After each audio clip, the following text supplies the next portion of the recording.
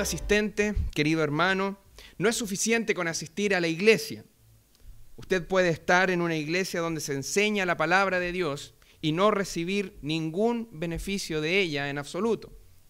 Y sé que es una frase fuerte, pero usted sí puede estar en una iglesia donde la palabra es predicada y aún así usted no recibir ningún beneficio de ella. Usted puede escuchar la palabra de Dios predicada y marcharse completamente igual que como llegó, sin cambio alguno. Incluso usted podría sentir alegría por lo que está escuchando. Sin embargo, eso no significa que haya un cambio alguno en su vida. Y este pasaje que vamos a estudiar hoy es muy, pero muy familiar, pero a la vez es profundamente importante para todos y cada uno de nosotros. La Biblia dice que la palabra de Dios funciona como un espejo. Lo recuerda, ¿cierto? De modo que al ver la palabra de Dios, inmediatamente podemos ver nuestra vida, podemos vernos a nosotros mismos y vernos tal cual somos en realidad. Y en este capítulo del Evangelio de Marcos, Jesús se encuentra en una situación bastante particular. De hecho, hay una estructura que tiene el pasaje magistral por parte de Marcos. En este capítulo del Evangelio de Marcos, entonces, Jesús se encuentra en una situación, como mencionaba, bastante particular, bastante compleja. Y se debe a que hay una serie diversa y muy variada de reacciones de las personas hacia Cristo. Usted puede ver capítulos previos a los escribas y fariseos que ahora están planeando destruirlo. No pueden soportar que Él haya hecho una autodeclaración de ser el Hijo de Dios. Ellos consideran que es un blasfemo por haberse llamado a sí mismo el Hijo de Dios. Él ha reclamado autoridad sobre la ley de Dios y eso hace que ellos quieran verlo muerto. Pero también vemos que su familia piensa que está completamente loco. Y la familia, con un deseo de salvarlo de esa locura, quiere rescatarlo finalmente de sí mismo. Para ellos, Cristo está viviendo una ilusión. Él se llama a sí mismo el Hijo de Dios. Y no se me ocurre una ilusión más grande que considerarse el Hijo de Dios. Vemos que su familia lo ve como un loco. Pero por otro lado, mi amado hermano, también vemos a los discípulos. Personas que han dejado sus medios de vida. Personas que han cambiado completa y radicalmente la manera de vivir para seguir a aquel que dice ser el Mesías. Son reacciones tan diferentes una de la otra. Y luego tenemos a una multitud que presiona a Jesús, y que es el contexto directo de este pasaje, pero lo presionan probablemente no porque quieran que Él sea su Salvador, sino probablemente porque han escuchado que Él es un sanador, un proveedor, y que Él dice otras cosas que otros no han dicho, que Él enseña una doctrina que otros no han enseñado. Y es en esta situación que la multitud está presionando tanto a Cristo, que incluso en las costas de Galilea, Él realmente tiene que predicar desde un bote. Es una escena impactante.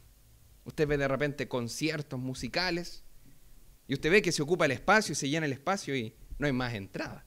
El artista sigue en su escenario y no hay que moverlo. Acá en el caso de Cristo, Cristo tuvo que predicar desde un bote. Desde un bote.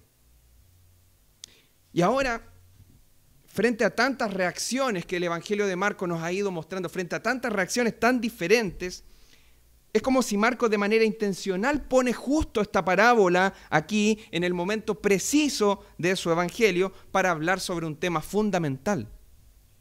Es como si Marcos de manera intencional pusiera esta parábola para dar respuesta a un tema importantísimo. Y usted se preguntará, ¿cuál es ese tema? Bueno, ese tema es por qué existe esta gran variedad de respuestas hacia Cristo. ¿Por qué hay respuestas tan variadas y diferentes hacia Cristo? ¿Por qué las personas que escuchan exactamente el mismo evangelio responden de maneras tan dispares y diferentes entre sí? Eso es lo que busca responder finalmente esta parábola. Así que ahora sí quisiera que me pudiera acompañar, por favor, Marcos, capítulo 4. Vamos a dar lectura del 1 al 20. Otra vez comenzó Jesús a enseñar junto al mar, y se reunió alrededor de él mucha gente, tanto que entrando en una barca se sentó en ella en el mar, y toda la gente estaba en tierra junto al mar. Y les enseñaba por parábolas muchas cosas, y les decía en su doctrina: oíd, he aquí el sembrador salió a sembrar. Y al sembrar aconteció que una parte cayó junto al camino, y vinieron las aves del cielo y la comieron.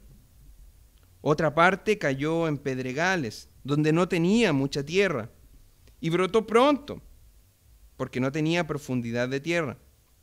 Pero salido el sol se quemó, y porque no tenía raíz, se secó.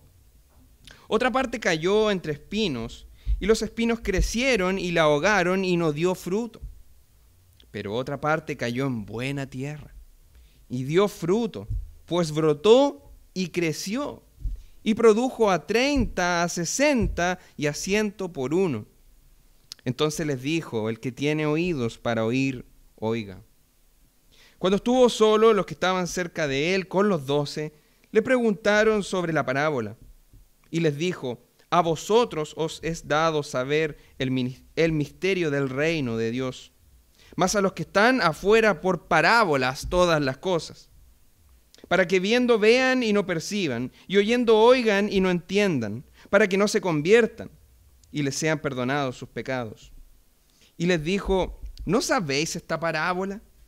¿Cómo pues entenderéis todas las parábolas? El sembrador es el que siembra la palabra, y estos son los de junto al camino, en quienes se siembra la palabra, pero después que la oyen, enseguida viene Satanás y quita la palabra que se sembró en sus corazones. Estos son asimismo los que fueron sembrados en pedregales, los que cuando han oído la palabra, al momento la reciben con gozo, pero no tienen raíz en sí, sino que son de corta duración. Porque cuando viene la tribulación o la persecución por causa de la palabra, luego tropiezan. Estos son los que fueron sembrados entre espinos, los que oyen la palabra. Pero los afanes de este siglo y el engaño de las riquezas y las codicias de otras cosas entran y ahogan la palabra y se hace infructuosa. Y estos son los que fueron sembrados en buena tierra, los que oyen la palabra y la reciben y dan fruto a 30, a 60 y a 100 por uno. Marcos entonces registra a Jesús enseñando esta parábola. Y tal como le mencionaba, usted la conoce como la parábola del sembrador, pero muy bien podría llamarse la parábola de los terrenos.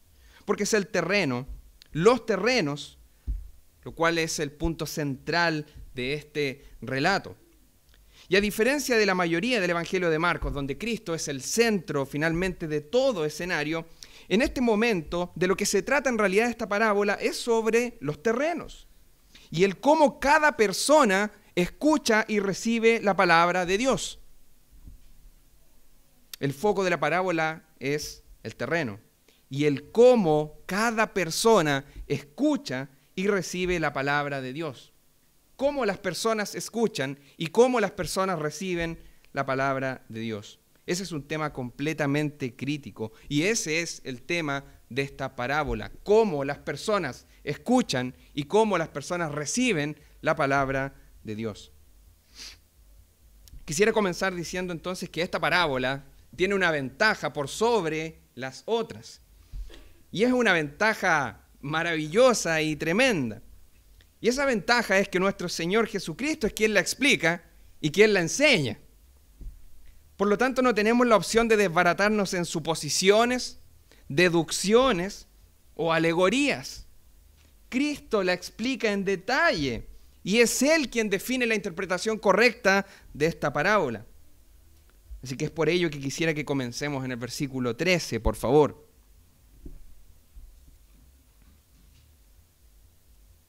Y no cierre su Biblia porque vamos a ir avanzando. 13. Y les dijo: ¿no sabéis esta parábola? ¿Cómo pues entenderéis todas las parábolas?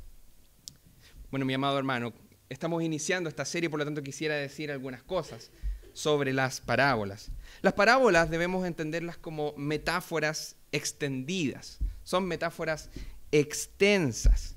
Y el propósito de una parábola no es encontrar algún tipo de aplicación para cada elemento que aparece ahí en la parábola. El propósito de una parábola como relato no es encontrar un significado en cada elemento y detalle que aparece dentro de ella. Si hiciéramos eso, la parábola se convertiría en algo completamente irracional. Y eso es un error hermenéutico gravísimo. No se debe caer entonces en la interpretación de cada detalle que compone la historia.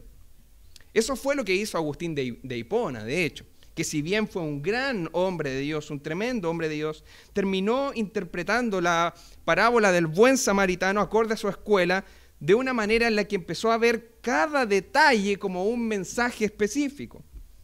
Finalmente el mensaje de la parábola se nubló a tal grado y el mensaje glorioso se nubló a tal grado que los detalles nublaron el foco central de la enseñanza que Cristo estaba haciendo mediante esa parábola. Así que quisiera que, dejando su dedito en Marcos, pudiera por favor acompañarme a Lucas. Lucas capítulo 10.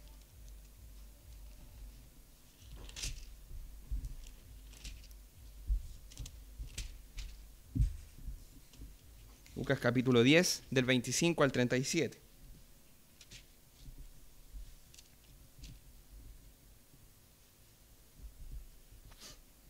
Lucas capítulo 10, del 25 al 37. Esta también va a ser otra parábola que vamos a estudiar en otra ocasión. Pero quiero que la lea conmigo, por favor. Y aquí un intérprete de la ley se levantó y dijo para probarle a Jesús: Maestro, ¿haciendo qué cosa heredaré la vida eterna? Él le dijo: ¿qué está escrito en la ley? ¿Cómo lees? Aquel respondiendo dijo: amarás al Señor tu Dios con todo tu corazón y con toda tu alma y con todas tus fuerzas y con toda tu mente, y a tu prójimo como a ti mismo. Y le dijo Jesús: bien has respondido, haz esto y vivirás. Pero él, queriendo justificarse a sí mismo, dijo a Jesús: ¿y quién es mi prójimo? Respondiendo Jesús dijo, y qué interesante que Cristo le responde con una parábola. Respondiendo Jesús dijo: un hombre descendía de Jerusalén a Jericó y cayó en manos de ladrones, los cuales le despojaron e hiriéndole se fueron, dejándole medio muerto. Aconteció que descendió un sacerdote por aquel camino y viéndole, pasó de largo. Asimismo un levita, llegando cerca de aquel lugar y viéndole, pasó de largo. Pero un samaritano que iba de camino vino cerca de él y viéndole fue movido a misericordia. Y acercándose vendó sus heridas, echándoles aceite y vino y poniéndole en su cabalgadura. Lo llevó al mesón y cuidó de él. Otro día, al partir, sacó 2 denarios y los dio al mesonero y le dijo: cuídamele y todo lo que gastes de más yo te lo pagaré cuando regrese. ¿Quién pues de estos 3 te parece que fue el prójimo del que cayó en manos de los ladrones? Él dijo: el que usó de misericordia con él. Entonces Jesús le dijo: ve y haz tú lo mismo. Claramente el foco está en el trato hacia nuestro prójimo en esta parábola. Pero Agustín de Hipona hizo algo bastante particular con la parábola y él comenzó a interpretar cada detalle como si fuera un mensaje individual dentro de la parábola. A tal grado que lo que él hizo, sacado de sus deducciones de su sermón sobre esta parábola, él hizo lo siguiente. Cuando la parábola dice que un hombre descendía de Jerusalén a Jericó, él dijo: él es Adán. Ese hombre es Adán. Jerusalén es la ciudad de paz celestial de la cual cayó Adán. Recuerden que el hombre venía de Jerusalén a Jericó. Y bueno, y Jericó significa la mortalidad de Adán. Por lo tanto, la parábola del buen samaritano es a este Adán cayendo de Jerusalén a Jericó. Los ladrones, finalmente, dijo Agustín, son el diablo y sus ángeles. Le despojaron. ¿De qué le despojaron? Dijo Agustín. De su inmortalidad. Ahora es mortal. Hiriéndole. ¿Cómo lo hirieron? Agustín dijo: lo persuadieron a pecar. dejándole medio muerto, dice la parábola después. Y Agustín dijo, bueno, como hombre vive, pero murió espiritualmente. Por eso está medio muerto. ¿Se entiende cómo va la interpretación, cierto? Está medio muerto. Después usted ve en el relato al sacerdote y el levita. Bueno, Agustín dijo, ese es el sacerdocio y ministerio del Antiguo Testamento, que nos ve y pasa. Ya pasó. El samaritano, cuya palabra significa el guardián. Por lo tanto, la conclusión fue inevitable. ¿Quién es el samaritano? El samaritano es Cristo. Sin duda, el samaritano es Cristo. ¿Quién vendó sus heridas? Decía el relato. Agustín dijo, bueno, eso significa que vendó las limitaciones impuestas por el pecado. Ya no hay limitaciones por el pecado entonces. También le echó aceite. Agustín dijo, ese aceite es el consuelo de la buena esperanza. También le dio vino. Agustín dijo, esa es una exhortación a caminar con espíritu ferviente. También lo echó en su cabalgadura. Agustín dijo, esa es la carne de Cristo encarnada, que echa sobre nosotros, sobre Él echó nuestro pecado. Por lo tanto, esa cabalgadura es la carne de Cristo encarnado. Cuando lo lleva al mesón, Agustín dijo, lo llevó a la iglesia. Lo llevó a la iglesia. Otro día, dice el relato, al otro día, Agustín dijo, eso es después de la resurrección. 2 denarios. Son 2 denarios, Agustín dijo, promesa para esta vida y la venidera. Algo muy similar a su escatología también alegórica. Y finalmente el mesonero, quien quedó a cuidado de este hombre, es el apóstol Pablo, dijo Agustín de Hipona. Mi amado hermano, la interpretación de cada detalle de la parábola no nos lleva a una coherencia dentro de ella. La parábola no se interpreta de ese modo, porque la parábola es un relato que lleva una enseñanza, no muchas enseñanzas. De hecho, usted acaba de verlo, la parábola del buen samaritano nace como respuesta a la pregunta de cómo puedo tener la vida eterna y quién es mi prójimo. Por lo tanto, no hay un montón de respuestas. En base a esta interpretación, ¿qué podríamos decirle a ese hombre que acaba de preguntar entonces quién es su prójimo? Se queda sin respuesta. Y Cristo utiliza esta parábola para responderle quién es su prójimo. Así que, mi amado hermano, las parábolas se interpretan enfocándose en el nodo, lo que los teólogos han llamado el nodo. Las parábolas tienen un punto central, es decir, un nodo, eso es un nodo, un punto central, un foco. Y ese foco es el que Jesús está tratando de presentar. Y en este caso, en esta parábola que estamos estudiando, la parábola del sembrador, la parábola de los terrenos, en este caso, Jesús le está diciendo a sus discípulos que esta parábola es de una importancia tremenda. Esta importancia es fundamental, porque esta parábola está explicando lo que está sucediendo cada vez que la palabra es predicada. Incluso mientras Cristo estaba enseñando las parábolas, eso estaba ocurriendo. Y entonces Jesús comienza a interpretar la parábola a los discípulos. Vaya conmigo, por favor, a versículos 14 y 15.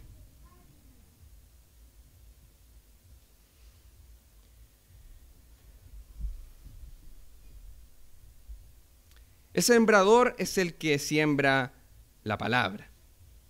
Quisiera hacer hincapié en que el sembrador desde ahí en adelante desaparece. El sembrador es el que siembra la palabra. El 15 dice así: y estos son los de junto al camino, en quienes se siembra la palabra. Pero después que la oyen, enseguida viene Satanás y quita las palabras, y quita la palabra que se sembró en sus corazones. Qué privilegio es esta parábola.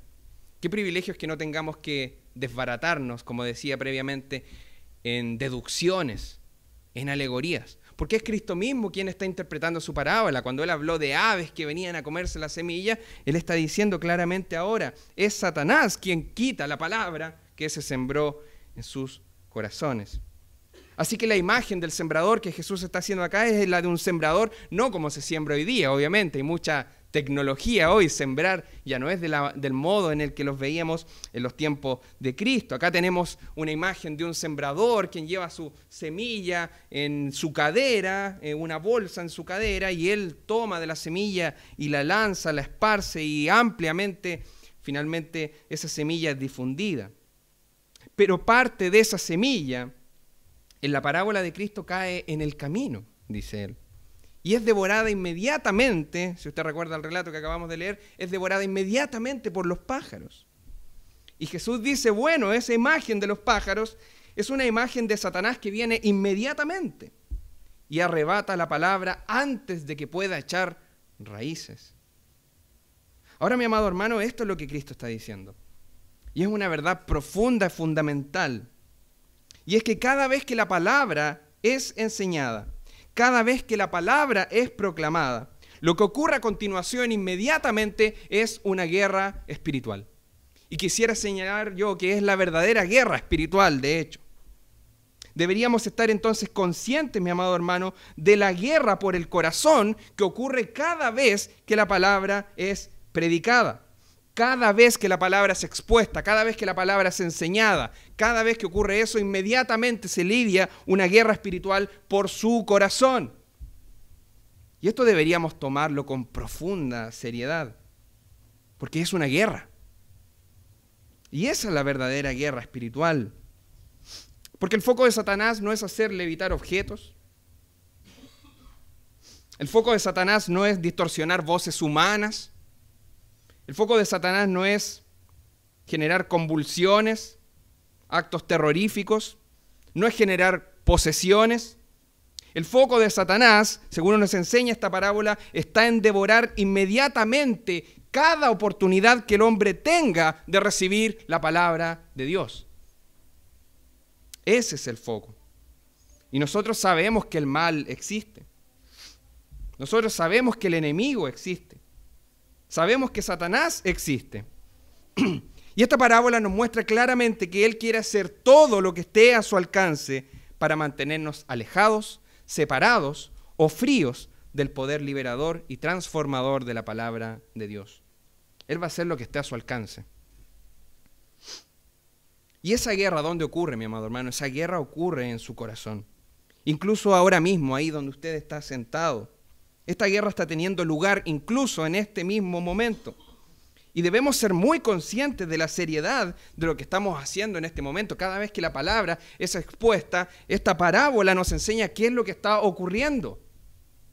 Inevitablemente, cada vez que la palabra es predicada, cae en distintos terrenos.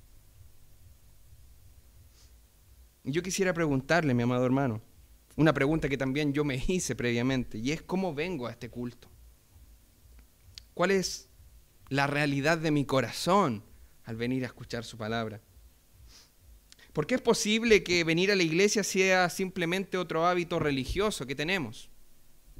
Y estemos acostumbrados simplemente a venir al servicio del domingo. Pero también existe la posibilidad, mi amado hermano, y es que usted sea consciente de que en su corazón hay una guerra por su corazón. Y estamos desesperados y buscamos protección, prevención, y necesitamos la gracia de nuestro Señor. La Biblia diría que Satanás viene vestido como un ángel de luz. ¿Y qué mejor engaño que tener a un grupo de personas escuchando la palabra del Señor y no beneficiarse de ella? ¿Qué engaño podría ser más cruel? Mi amado hermano, hay dos reacciones. O usted viene con un corazón acostumbrado a venir, o usted viene porque sabe que es dependiente de Cristo al momento de ser golpeado por la palabra de Dios. Y tal vez yo podría mostrarle algunos ejemplos y alguna que otra forma en la cual esto sucede. Tal vez sucede cuando usted se sienta ahí y escucha teológicamente lo que está siendo predicado y escucha críticamente lo que está siendo predicado, pero no escucha personalmente. Porque, mi amado hermano, escuchar la palabra de Dios no es solamente un ejercicio teológico. Esta no es una oportunidad para que usted se aparte de la palabra de Dios y comience a criticar la forma en la que el predicador maneja la teología que usted tanto aprecia. Es cierto que debemos mantener la teología que amamos. Y es cierto que debemos preocuparnos profundamente por aquellos que predican.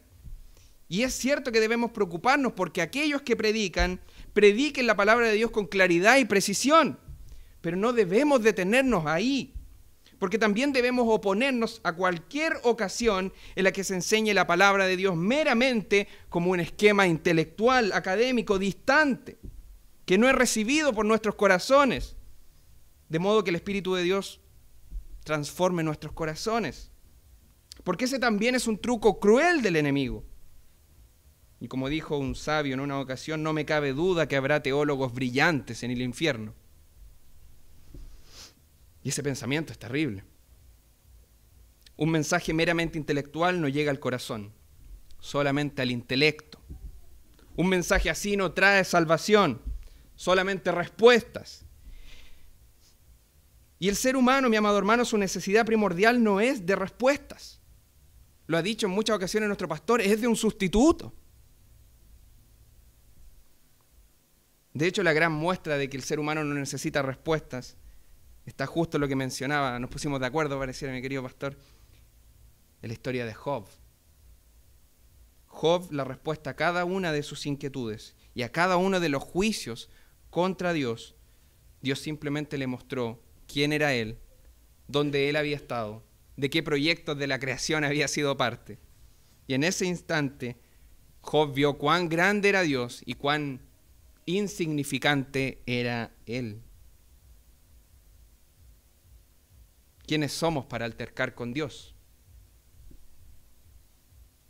Un mensaje meramente intelectual no es un mensaje de salvación. Un mensaje que no es el mensaje, no es ni siquiera el mensaje. Y esa es una enseñanza que, tal como se nos dice acá, es devorada inmediatamente. Pero es devorada inmediatamente porque es devorada antes de echar siquiera raíces. Avancemos, por favor. Versículo 16. Versículo 16. Estos son asimismo los que fueron sembrados en pedregales, los que cuando han oído la palabra, al momento la reciben con gozo, pero no tienen raíz en sí, sino que son de corta duración. Porque cuando viene la tribulación o la persecución por causa de la palabra, luego tropiezan. Y esto es bastante claro. Y yo quisiera que usted pudiera escuchar, mi amado hermano, porque claramente esta parábola nos está enseñando que la prueba de fuego para su receptividad de la palabra no es la alegría momentánea y espontánea. El predicador de acá podría ser absolutamente carismático, podría ser profundamente tener, como decimos nosotros, el don de la palabra, expresarse muy bien, y eso podría en usted generar muchas emociones, incluso sentirse identificado o tocado por la forma en la que el predicador predica. Sin embargo, mi amado hermano, el hecho de que usted sienta emociones frente a una predicación no es la prueba de fuego de que usted ha recibido la palabra. Al contrario. Entonces la prueba de fuego de que usted ha recibido la palabra no es la alegría momentánea. Fíjese, ellos reciben la palabra con gozo, profundo gozo. Por lo tanto, el gozo al recibir la palabra no es una muestra de que usted ha recibido la palabra. Así que no seamos engañados, mi amado hermano, porque la prueba de fuego para confirmar de que verdaderamente hemos recibido la palabra está más allá del lugar en el que usted recibió la palabra. La prueba de la receptividad, la prueba de que usted ha recibido la palabra de Dios se ve cuando las dificultades de la vida y las persecuciones por el Evangelio nos llevan más allá de nuestra fortaleza, más allá de nuestra sabiduría y más allá de nuestra rectitud. Cuando la vida no funciona de la manera en la que nosotros desearíamos y aún así nos aferramos a lo que Dios ha dicho, allí está la prueba de fuego. Cuando las persecuciones y los problemas vienen y aún así nos aferramos a la palabra, ahí está la prueba de fuego.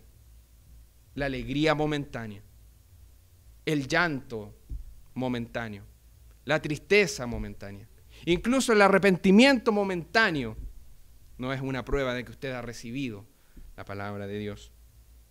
Este es un terreno, pedregales, en los que la palabra fue recibida con alegría.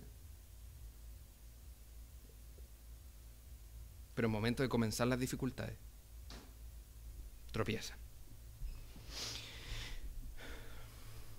Y Cristo lo dijo, y Dios lo dijo, enfrentaremos pruebas sí o sí. ¿Y por qué enfrentaremos pruebas?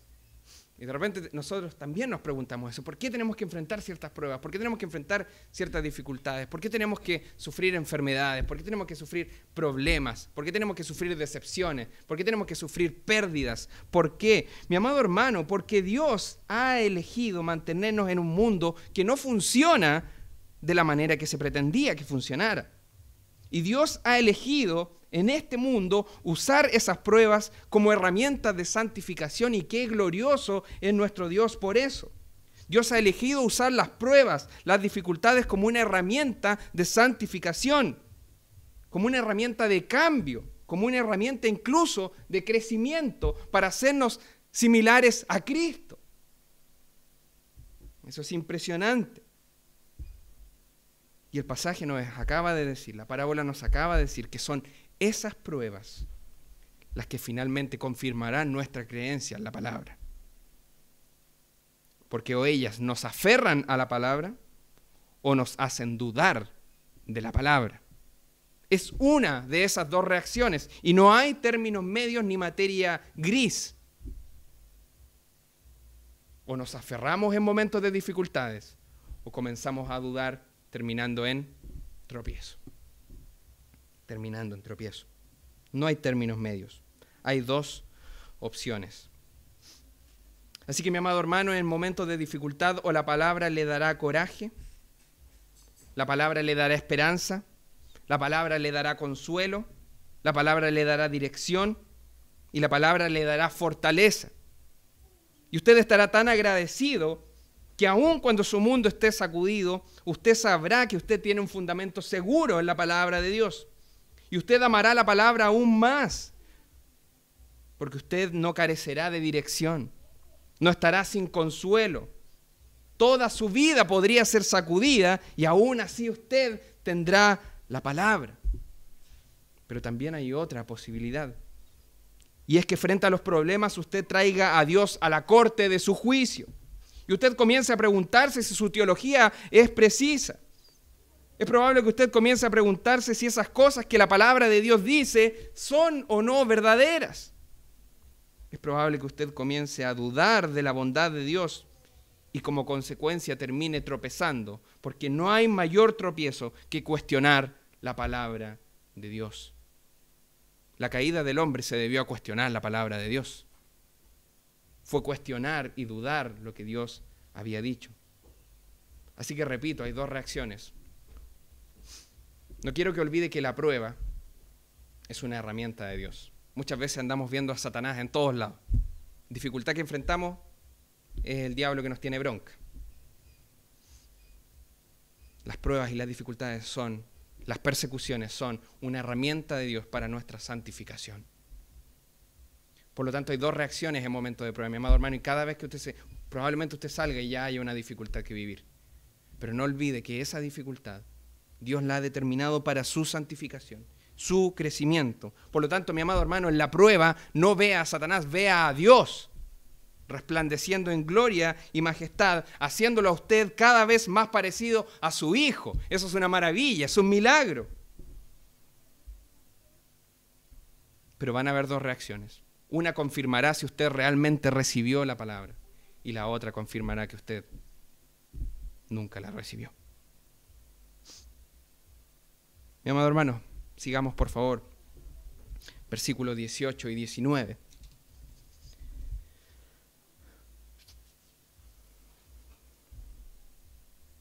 Estos son los que fueron sembrados entre espinos, los que oyen la palabra, pero los afanes de este siglo y el engaño de las riquezas y las codicias de otras cosas entran y ahogan la palabra y se hace infructuosa. Repito, estos son los que fueron sembrados entre espinos, los que oyen la palabra, pero los afanes de este siglo y el engaño de las riquezas y las codicias de otras cosas entran y ahogan la palabra y se hace infructuosa. Mi amado hermano, una de las funciones más importantes de su corazón, mi corazón, es la capacidad de desear. No somos seres impulsados por el instinto, como muchos nos quieren decir. No somos seres que se mueven por instinto, no somos animales. Somos seres que son impulsados por el propósito y el deseo. Por lo tanto, hay una guerra de deseo que ocurre en nuestros corazones. Y esa guerra va a ocurrir siempre y cuando el pecado habite de nosotros. Y ya sabemos que mientras Cristo no retorne, el pecado habita en nosotros. Por lo tanto, esa guerra del deseo va a ocurrir hasta que Cristo venga. Por lo tanto, cada vez que pecamos es porque no solamente tropezamos o nos caímos. Mi amado hermano, cada vez que pecamos es porque deseamos más algo que a Dios. Amamos más algo que a Dios. Pero en nuestro corazón ocurre una guerra por el deseo. Y cada vez que el pecado esté en nosotros, esa guerra va a ocurrir. Y es importante entender eso. Y Jesús en Mateo 6 usa una palabra maravillosa para esta realidad que ocurre en nuestros corazones. Y Él usa la palabra tesoro. Un tesoro, mi amado hermano, es algo de valor. Y Jesús dirá que en realidad solo hay dos tipos de tesoros para el corazón deseoso del hombre. Hay tesoros terrenales, y esas son aquellas experiencias físicas, relaciones, posesiones y logros que se obtienen en la tierra. Ahora escuche esto, mi amado hermano, no hay nada malo en desear esos tesoros. No hay nada malo en desear esos tesoros. De hecho, Dios nos ha dado la capacidad de disfrutar. Tenemos lenguas que sienten sabores, oídos que escuchan cierta música que nos genera cierto placer. Tenemos un deseo de relacionarnos con otros. Somos seres sociales creados por Él. Por lo tanto, el punto no es que esas cosas sean malas, mi amado hermano. El foco está en los deseos que ocurren en nuestro corazón. Por lo tanto, lo malo es que esas cosas, si bien no son malas, lo malo y horrendo es que esas cosas gobiernen nuestro corazón. Los tesoros terrenales no pueden ser el lugar donde yo busco vida espiritual, porque son terrenales. ¿Se entiende? Las cosas terrenales, los tesoros terrenales no deben ser el lugar donde yo busco identidad. Mi identidad está en Cristo. Los tesoros terrenales no deben ser el lugar donde yo busco significado. Mi significado está en Cristo. Sin Cristo no tengo sentido. Polvo soy y al polvo volveré. Las cosas terrenales no deben ser el lugar donde yo busque propósito. Mi propósito es estar con Cristo. Y solo Cristo puede hacer que yo esté con Cristo. Y las cosas terrenales no deben ser el lugar donde yo busque mi más profundo bienestar. Porque mi bienestar está con Cristo. Por lo tanto, Cristo nos va a enseñar que es otro tipo de tesoros los que deben gobernar nuestro corazón. Nuestros deseos deben inclinarse hacia otro tipo de tesoros, que no son los terrenales. Por lo tanto, el deseo que debe gobernar nuestro corazón debe ser un deseo por las cosas celestiales, dice la Escritura. Y Cristo lo resume de manera magistral al decir que debemos buscar su reino y su justicia antes que todo.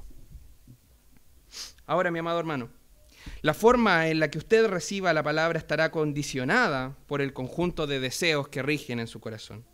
La forma en la que usted recibe la palabra de Dios está condicionada a los deseos que están gobernando su corazón. Y quisiera decir solo a modo de comentario cultural, creo que como iglesia evangélica tenemos serios problemas en este punto. Creo que de maneras sutiles y formas no tan sutiles, hemos comprado el modelo de bienestar occidental.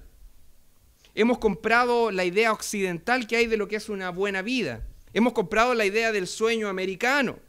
Por lo tanto, tener una buena vida es tener un auto, una casa, no pasar frío, posesiones, que no nos falte trabajo. Y pareciera que en la iglesia hemos comprado esa idea de que eso es la buena vida. De hecho, recuerdo en una ocasión haberme hospedado en un hostal en Santiago. Y la dueña del hostal no estaba, se había ido de vacaciones, sin embargo, había dejado de reemplazo a una amiga suya. Y esa señora era proveniente de Holanda. Me acuerdo que no tuvimos problemas comunicacionales porque tenía un muy buen español. Con el paso del tiempo, 2 días, porque no fue mucho más, nos hicimos muy cercanos. Ella me permitía sacar todo el queso crema que quisiera, incluso aunque eso no estuviera incluido en el precio por el cual pagué.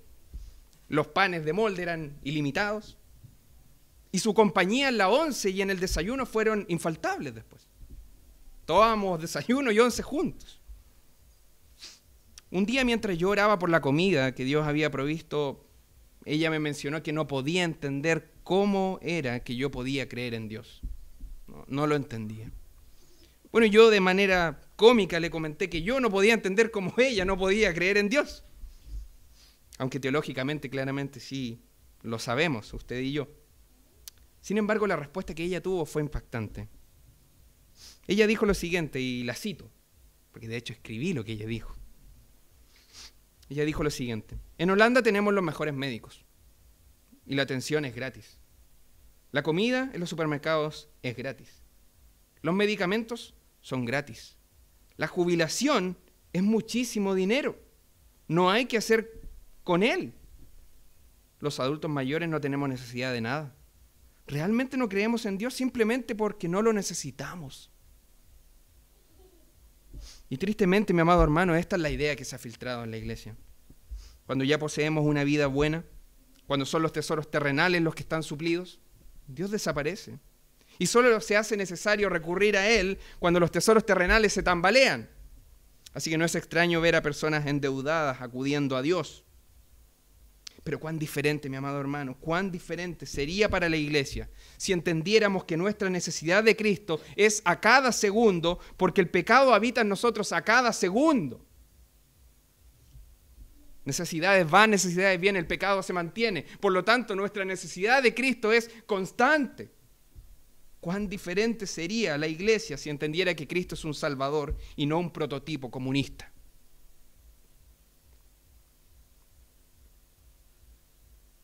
Cuán diferente sería si la iglesia entendiera que Cristo es un Salvador y no un prototipo del comunismo.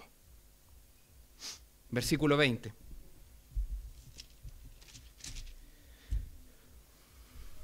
Versículo 20.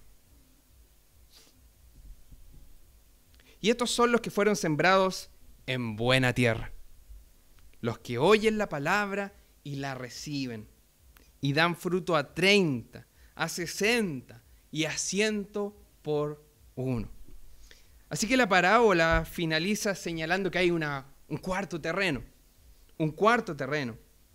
Y son aquellos que fueron sembrados en buena tierra. Y tal como dice la parábola, estos son los que escuchan la palabra y la aceptan y dan fruto a 30, 60 y 100 veces. Estas son personas que acuden a escuchar la palabra del Señor con un corazón lleno de humildad, con un profundo entendimiento de la desesperada necesidad que tienen de la gracia de Dios. Estas personas tienen un claro conocimiento de quiénes son ellos.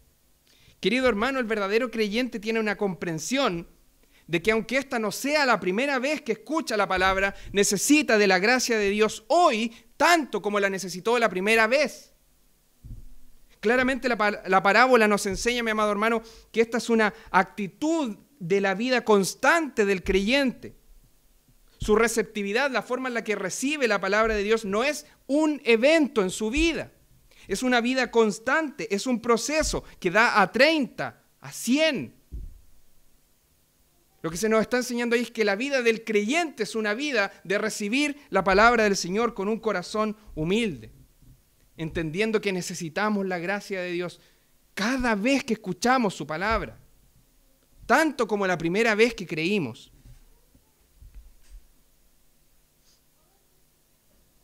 Y es por eso, mi amado hermano, que usted y yo venimos con emoción, venimos con expectativa, venimos con hambre y venimos con humildad y amamos cada pedazo, cada trozo, cada verso de la palabra de Dios. Y por gracia de Dios ella echa raíces y da fruto. Ya estudiaremos después cómo ese fruto crece en otra parábola. De hecho, el sembrador se va y la semilla empieza a crecer sola. Pero ya llegaremos a esa parábola en otra ocasión. Pero mi amado hermano, yo quiero que usted entienda, el crecimiento del creyente La forma en la que recibe la palabra de Dios no es un evento. No es que yo ya escuché una vez la palabra del Señor, me convertí de hecho esa vez y listo, no necesito más. No, mi amado hermano. No, mi amado hermano. El creyente va rindiendo fruto porque va recibiendo la palabra de Dios con emoción, con humildad. Y tal como dije, entendiendo que necesita de Dios tanto como la primera vez. Tanto como la primera vez. Así que quisiera preguntarle, ¿qué corazón trae usted hoy al momento de escuchar la palabra del Señor? ¿Cuál es su corazón? Y de ese modo termina esta parábola. Ahora usted se preguntará, pero hermano Germán, te has comido todos los versículos anteriores. Así que quisiera pedirle por favor que vaya conmigo al 10 y 12 nuevamente.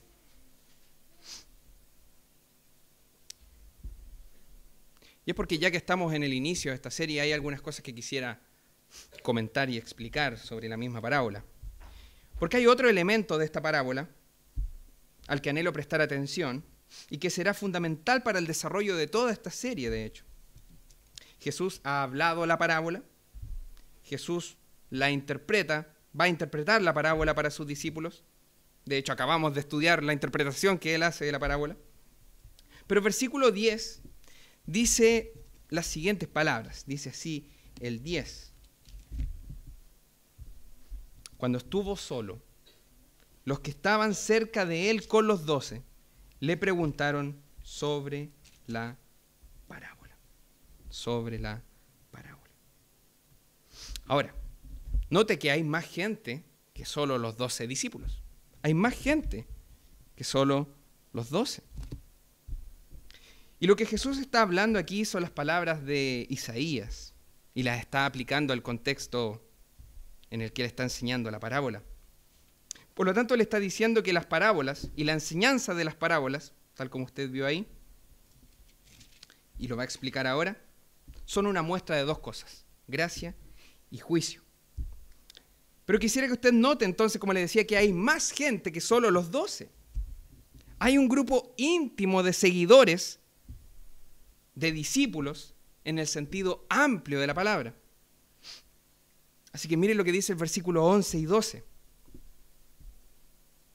Y les dijo, a vosotros os es dado saber el misterio del reino de Dios, mas a los que están afuera, por parábolas todas las cosas, para que viendo vean y no perciban, y oyendo oigan y no entiendan, para que no se conviertan y les sean perdonados los pecados.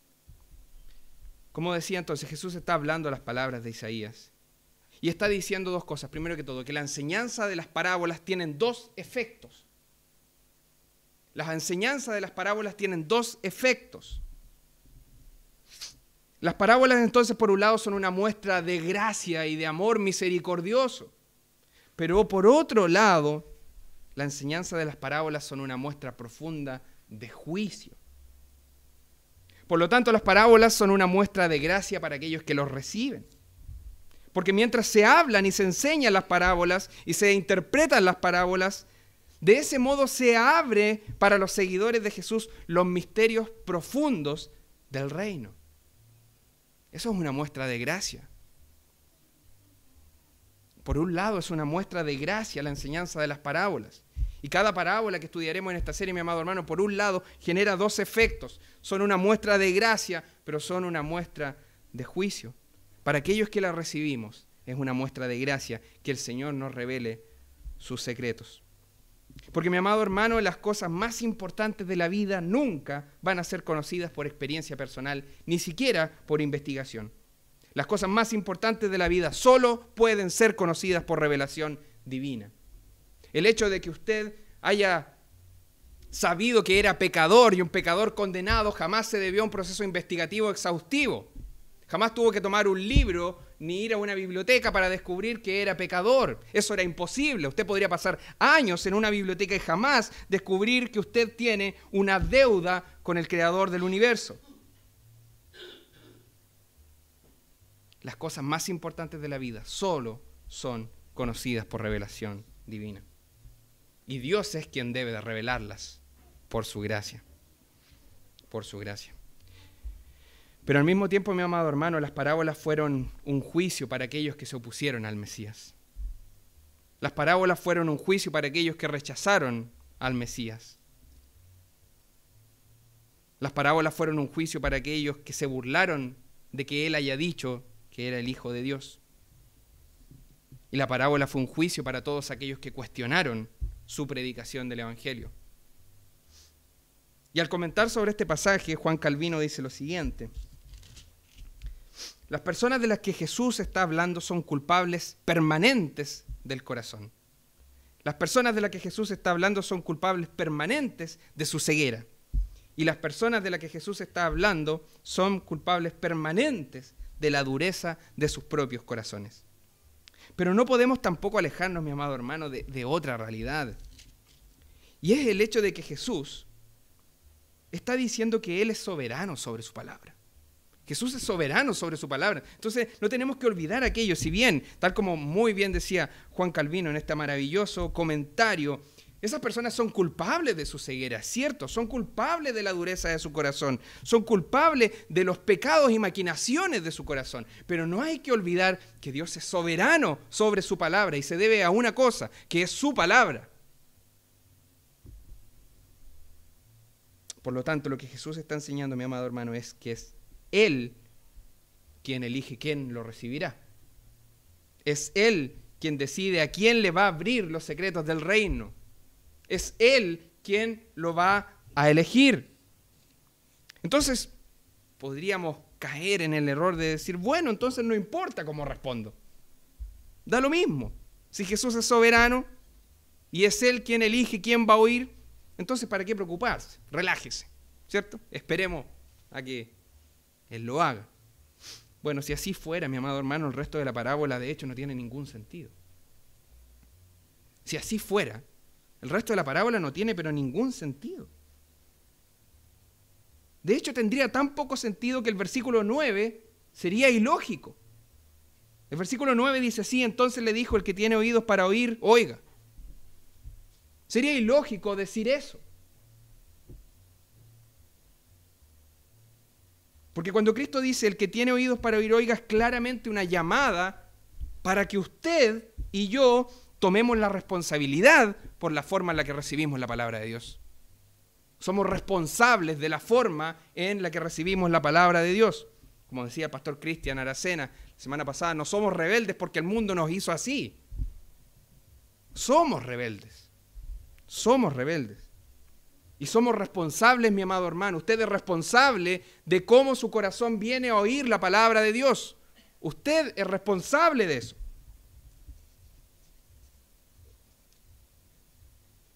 Por lo tanto, vemos dos realidades. Tal como le mencioné, podríamos decir, bueno, relajémonos entonces, si Dios es quien finalmente decide quién lo va a oír. Sí, pero el versículo 9 dice, el que tiene oídos para oír, oiga. Y ahí hay un llamado claro para que usted oiga.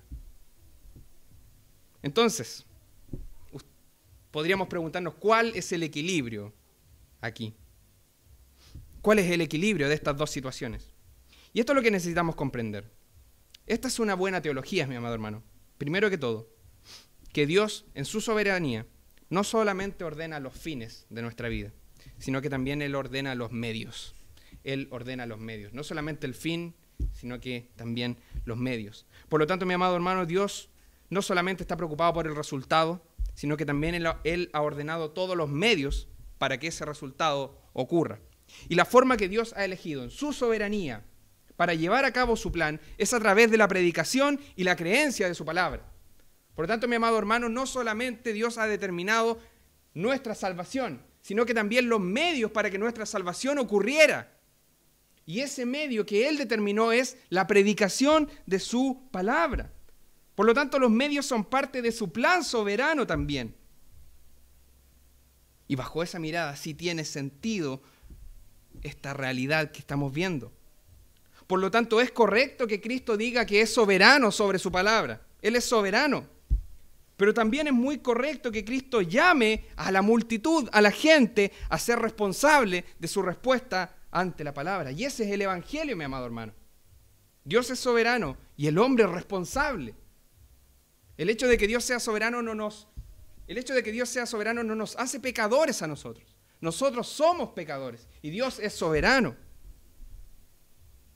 No es su soberanía la que nos hace pecadores, es nuestro pecado, en nuestro corazón. Por lo tanto, mi amado hermano, ahí tiene sentido que por un lado Cristo diga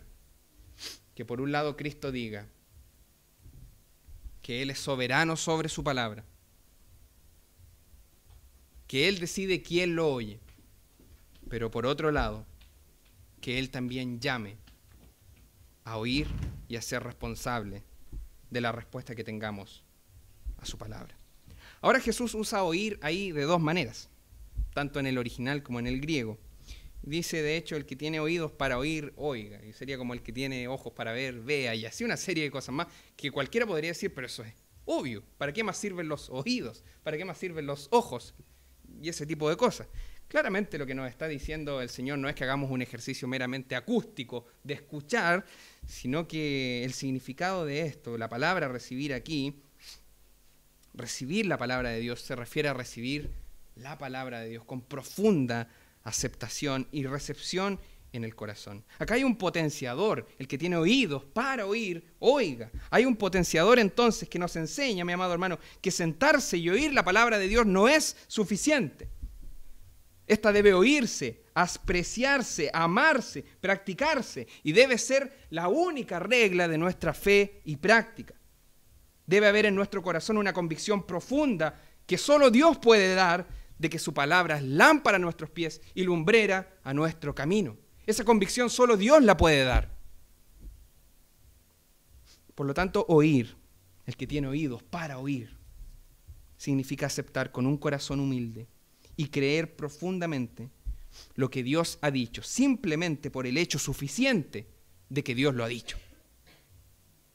Eso basta. Eso basta. Y a pesar de que haya momentos, mi amado hermano, en los que el sufrimiento quizás nos haga sufrir, a pesar de que haya momentos en los que Dios desafíe nuestra lógica, a pesar de que haya momentos en los que Dios destruya todo lo que hemos pensado, no podemos permitirnos discutir contra la palabra de Dios. No podemos permitirnos el discutir con la palabra de Dios. Mi amado hermano, si tenemos oídos para oír, debemos oír. Por lo tanto, no podemos discutir. No es opción para el creyente discutir con la palabra de Dios. Nuestra reacción es solo una, y es oír, recibir la palabra de Dios y aceptarla porque es de Dios. Esa es nuestra única reacción. Ahora, esa reacción, usted lo sabe, es un milagro. Porque nuestro corazón es enemigo de Dios. Así que el hecho de que amemos su palabra, de que anhelemos su palabra, es un milagro de Dios. Por lo tanto, mi amado hermano, yo le pido que usted alabe todos los días de la semana y a cada momento al Señor porque le permitió creer en su palabra. Eso es un verdadero milagro. Que el Señor le haya permitido a usted creer en su palabra, que el Señor le haya permitido a usted ser esa buena tierra que rinde fruto hasta que Cristo venga, es un privilegio, es una bendición incomparable, es el verdadero milagro. Por lo tanto, mi amado hermano, alabe a Dios por su plan. Pero seamos responsables cada vez que la palabra es predicada. Porque somos responsables de escudriñar nuestro corazón al momento de escuchar la palabra de Dios. ¿Cómo venimos a escuchar la palabra de Dios? ¿Con espinos? ¿Con un gozo momentáneo que después se va cuando empiezan las persecuciones? ¿Cuando empiezan los problemas? ¿O con una convicción profunda de que lo que Dios ha dicho es cierto porque Dios lo ha dicho? Es por eso, mi amado hermano, que ya sea aquí, en la radio cristiana que usted escucha, en internet o en cada sermón que escuche durante toda su vida, nunca deje de hacerse una pregunta fundamental. Y es, ¿qué corazón tiene al momento de escuchar la palabra de Dios? ¿Qué corazón tiene? El Señor es soberano sobre su palabra, completamente soberano, y nosotros somos responsables de reaccionar frente a ella. Y la única reacción para el creyente es recibirla, permanecer y rendir fruto. Fruto, fruto, fruto, hasta que Cristo venga.